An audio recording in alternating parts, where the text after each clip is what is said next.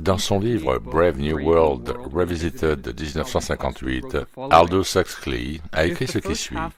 Si la première moitié du XXe siècle a été l'ère des ingénieurs techniques, la seconde moitié pourrait bien être l'ère des ingénieurs sociaux. Et le XXIe siècle, je suppose, sera l'ère des contrôleurs mondiaux, du système de caste scientifique et du Brave New World. 30 ans avant de rédiger ces mots, Huxley a écrit son œuvre de fiction classique, Le meilleur des mondes. Situé dans un futur lointain, ce livre dépeint une société dystopique gérée scientifiquement. Dans Le meilleur des mondes, les autorités en place obtiennent la conformité des masses non par la force, mais en leur fournissant des flux ininterrompus de divertissement et en les manipulant avec des drogues et d'autres méthodes technologiques. Huxley a écrit Le meilleur des mondes comme un avertissement. Il pensait que les progrès de la science et de la technologie ouvriraient la voie au type de société décrit dans son livre. Et il prévient que si un ordre du type de Brave New World se solidifie, il pourrait s'agir de la révolution finale ou ultime. Les gens se verront retirer leur liberté, mais ils apprécieront leur servitude et ne la remettront donc jamais en question, et encore moins se rebelleront. Dans une interview de 1962, donnée à l'université de Berkeley, Huxley explique « Il me semble que la nature de la révolution ultime à laquelle nous sommes maintenant confrontés est précisément celle-ci, que nous sommes en train de développer toute une série de techniques qui permettront à l'oligarchie contrôlante qui a toujours existé et existera toujours d'amener les gens à aimer leur servitude. » Selon Huxley, ce totalitarisme du meilleur des mondes avait toutes les chances de se solidifier au XXIe siècle. Dans cette vidéo, nous allons donc examiner si les prédictions de Huxley se réalisent. Vivons-nous dans le meilleur des mondes? Dans Brave New World Revisited, Huxley a écrit ce qui suit. En 1931, lorsque Brave New World était en cours d'écriture, j'étais convaincu qu'il y avait encore beaucoup de temps. La société est complètement organisée, le système scientifique des castes, l'abolition du libre arbitre par le conditionnement méthodique, la servitude rendue acceptable par des doses régulières de bonheur induits chimiquement, tout cela était en train d'arriver, mais pas à mon époque, ni même à celle de mes petits-enfants. 27 ans plus tard, je me sens beaucoup moins optimiste que lorsque j'écrivais A Brave New World. Les prophéties faites en 1931 se réalisent beaucoup plus tôt que je ne le pensais. Le cauchemar de l'organisation totale a émergé d'un futur sûr et lointain et nous attend maintenant, juste au prochain coin de rue. Dans le meilleur des mondes, les progrès de la psychologie ont permis aux autorités dirigeantes d'utiliser le contrôle mental pour conditionner les citoyens dès leur plus jeune âge à penser et à se comporter de manière soumise et conformiste. Près de 100 ans après que Huxley a écrit son roman dystopique, ce type de conditionnement a-t-il quitté le domaine de la fiction pour entrer dans la réalité? Aujourd'hui, l'art du contrôle de l'esprit est en passe de devenir une science, écrite encore Huxley en 1958. Les praticiens de cette science savent ce qu'ils font et pourquoi ils le font. Ils sont guidés dans leur travail par des théories et des hypothèses solidement établies sur une base massive de preuves expérimentales. Si l'idée du contrôle de l'esprit peut sembler relever de la science-fiction, au milieu et à la fin du XXe siècle, de nombreux philosophes, psychologues et scientifiques de renom se sont joints à Huxley pour tirer la sonnette d'alarme et signaler que la recherche sur les fondements de ce phénomène était en bonne voie.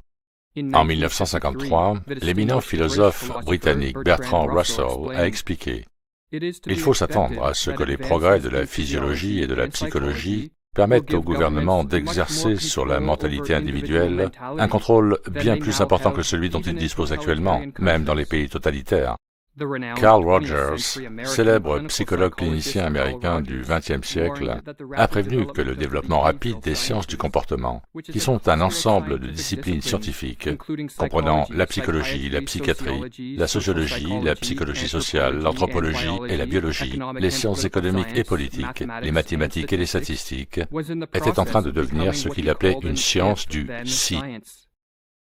Il entendait par là que les scientifiques et les ingénieurs sociaux découvriraient que, si des conditions soigneusement élaborées étaient mises en œuvre dans une société, il y avait une forte probabilité que la majorité des citoyens réagissent à ces conditions de manière prévisible et donc contrôlable.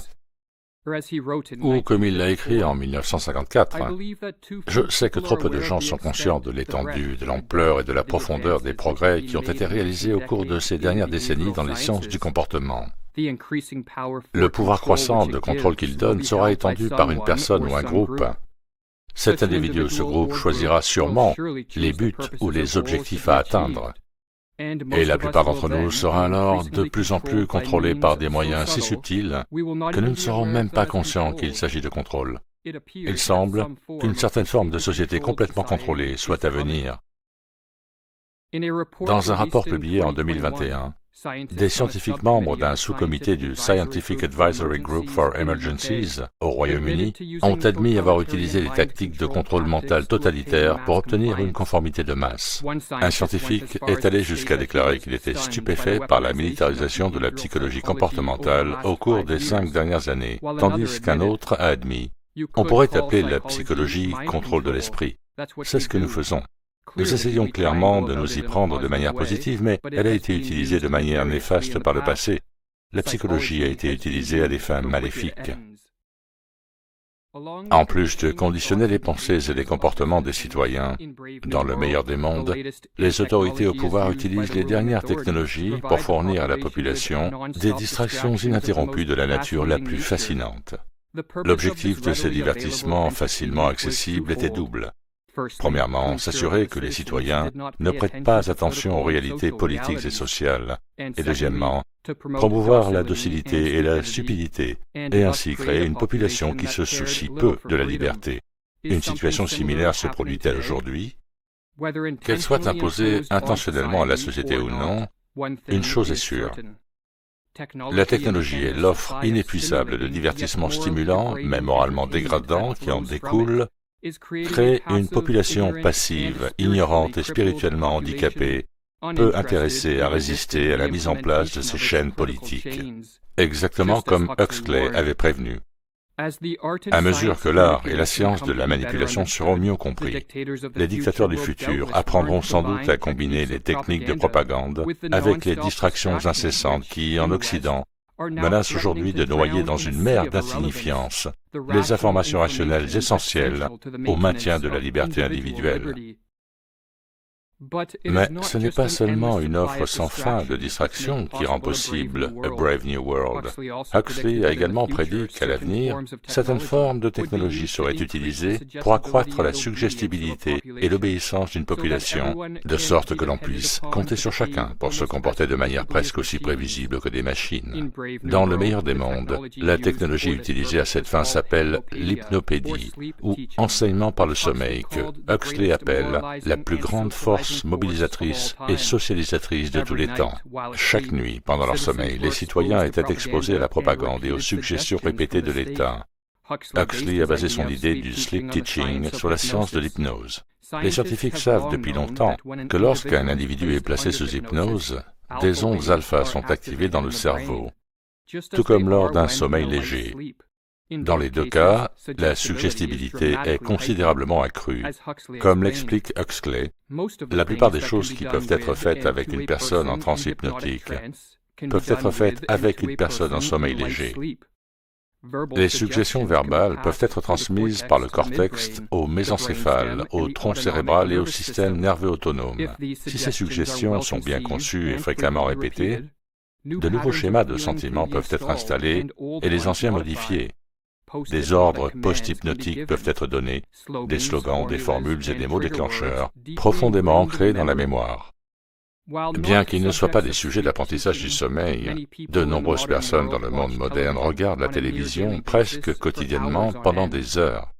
Les scientifiques savent depuis des décennies que regarder la télévision active les ondes alpha dans le cerveau, plaçant ainsi l'individu dans une sorte de transe hypnotique, prête à recevoir des suggestions et à être programmée. Le neurochirurgien Adam Lipson explique « Des études d'électroencéphalogramme ont démontré que regarder la télévision convertit le cerveau d'une activité d'ondes bêta en ondes alpha, qui sont associées à un état de rêverie et à une utilisation réduite des compétences de pensée critique. » Lorsqu'il est dans un état hypnotique induit par la télévision, les clichés et les slogans des grands médias, les valeurs morales et les principes idéologiques des émissions et des films, ainsi que les suggestions des publicités, des politiciens, des célébrités et de la propagande d'État, contournent les facultés critiques et s'infiltrent dans les fondements de l'esprit.